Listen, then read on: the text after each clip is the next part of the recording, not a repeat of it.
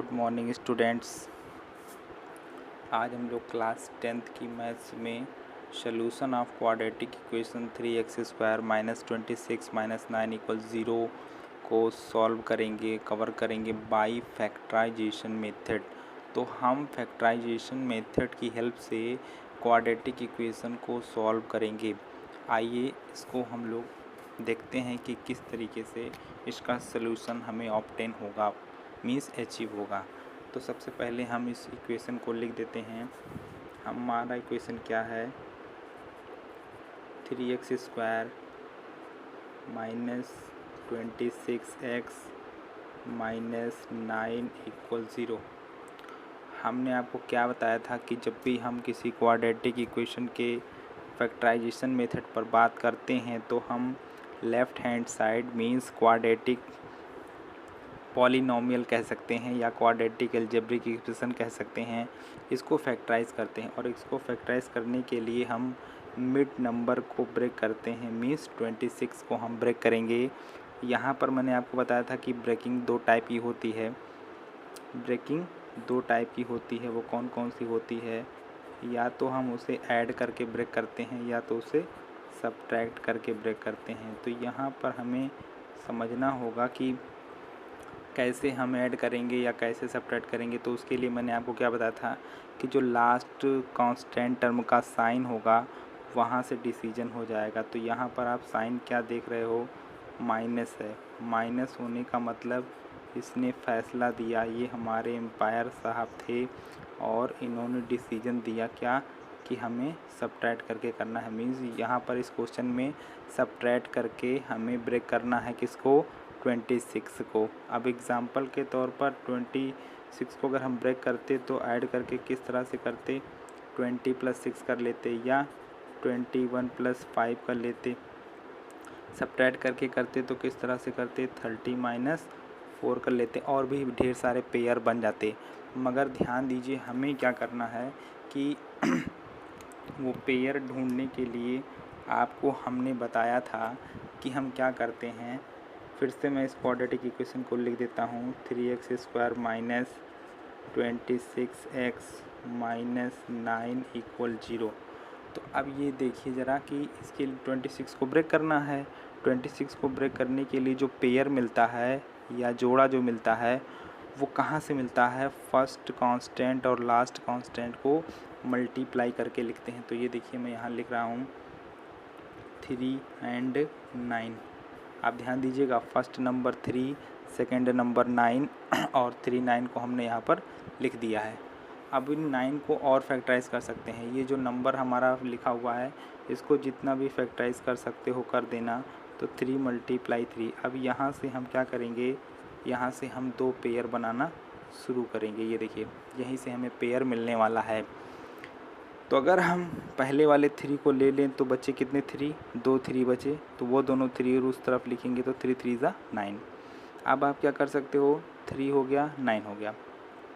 अब अगर 2 3 को लेते तो 9 बनेगा, यानी यहाँ पर दो ही पेयर बन सकता है, 3 और 9 का। हाँ एक चीज़ और है, अगर हम सारे को एक साथ कलेक्ट कर लें तो 3 3 = 9, 9 3 = 27। तो 27 अगर लिख देंगे तो वहाँ क्या बचेगा, वहाँ कुछ नहीं बचेगा, मीन्स 1 बचेगा। तो हमारे पास यहाँ पर फाइनली दो पेयर हैं और हमें इस बात को नहीं भूलना चाहिए कि हमें सब्ट्रैक्टिंग के थ्रू 26 को ब्रेक करना है। तो अगर आप यहाँ सब्ट्रैक्ट करोगे तो 9 - 3 क्या मिलेगा, 6 मिलेगा, जो कि रॉन्ग हो जाएगा। हाँ अगर 6 लिखा होता तो प्रेजेंट में सही हो जाता, लेकिन प्रेजेंट में क्या लिखा है, 26। तो क्या सही हो जाएगा, ये पेयर सही हो जाएगा, क्योंकि आप देख रहे हो 27 में से 1 को सब्ट्रैक्ट करेंगे तो 26 अचीव हो जाएगा। तो इस तरीके से जो पेयर ढूंढने का काम होता है वो आपको समझ आ गया होगा कि फर्स्ट नंबर और लास्ट नंबर का मल्टीप्लाई करो और मल्टीप्लाई करके फिर यहाँ से ग्रुप को प्राइम फैक्टराइजेशन में ब्रेक करिए और फिर यहाँ से पेयर बनाना स्टार्ट कर दीजिए। जो नंबर आप इधर लिखोगे रिमेन पार्ट को उधर लिखना है। जैसे मैंने 3 को लिखा यहाँ पर तो 2 3 मीन्स 9 हो गया, मल्टीप्लाई करके लिखना है। अब सबको एक साथ ले लिया तो राइट हैंड साइड में 1 को लिखोगे। तो यहाँ पर दो ही पेयर पॉसिबल हुआ और जो रियल पेयर था, जो रिक्वायर्ड पेयर था, वो हमें मिल चुका है 26 - 1। मीन्स ये जो 26 आप देख रहे हो इसका हम लोग क्या करेंगे, फॉर्म चेंज करेंगे, इसको जो है चेंज करके लिखेंगे। वैल्यू नहीं चेंज करेंगे। तो अब आइए देखते हैं 3x² माइनस एक्स, 26 को हम लोगों ने क्या लिख दिया 27 माइनस 1, बाकी सारी चीज़ें वैसे ही हैं। -9 = 0।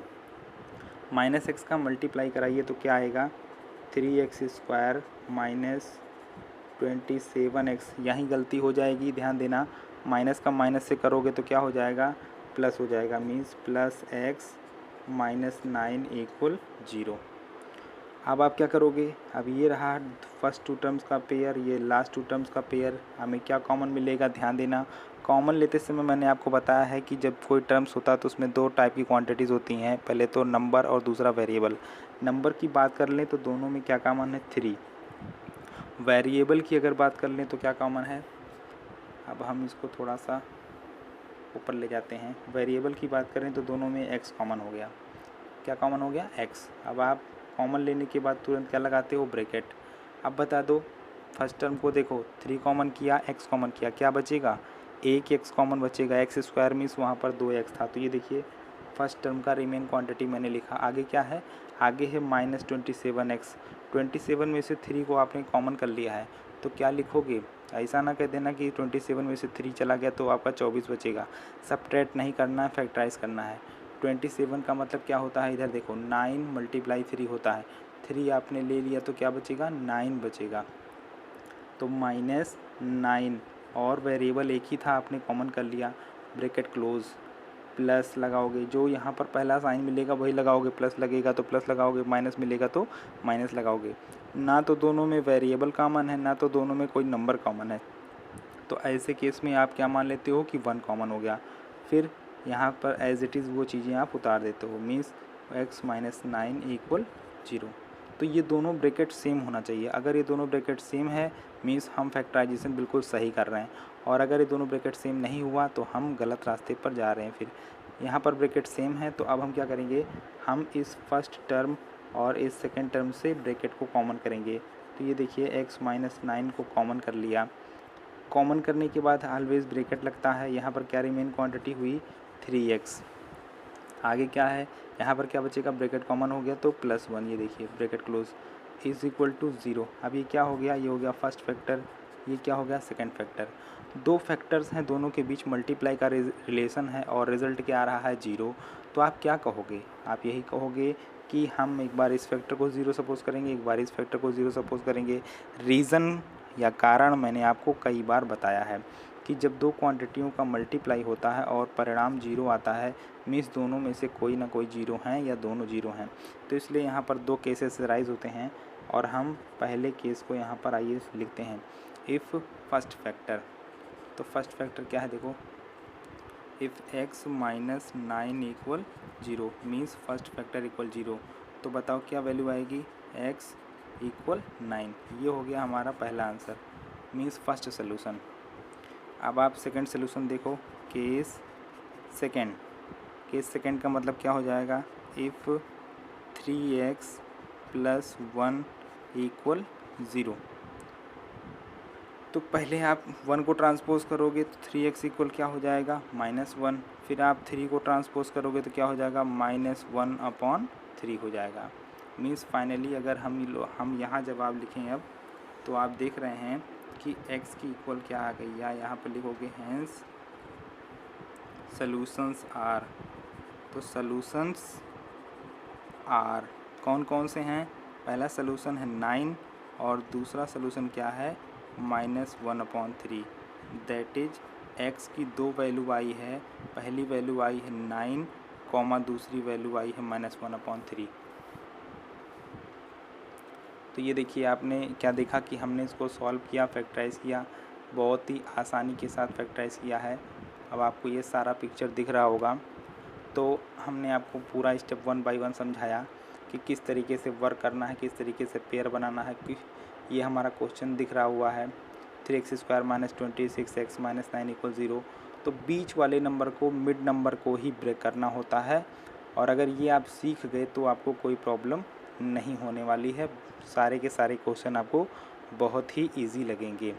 तो यहाँ पर ध्यान दीजिएगा कि फैक्टराइजेशन ही मेन है। फैक्टराइजेशन करने के बाद हम फर्स्ट फैक्टर को भी ज़ीरो ज़ूम करेंगे, सेकंड फैक्टर को भी ज़ीरो ज़ूम करेंगे और फिर हमें वैल्यूज़ मिल जाएंगी। और जब हमसे कहा जाता है कि क्वेश्चन सॉल्व कीजिए मीन्स क्वाड्रेटिक इक्वेशन को सॉल्व करिए या दुनिया के किसी भी इक्वेशन को सॉल्व करिए means we have to find out the value of variable. तो यहाँ पर वेरिएबल कौन है? एक्स है।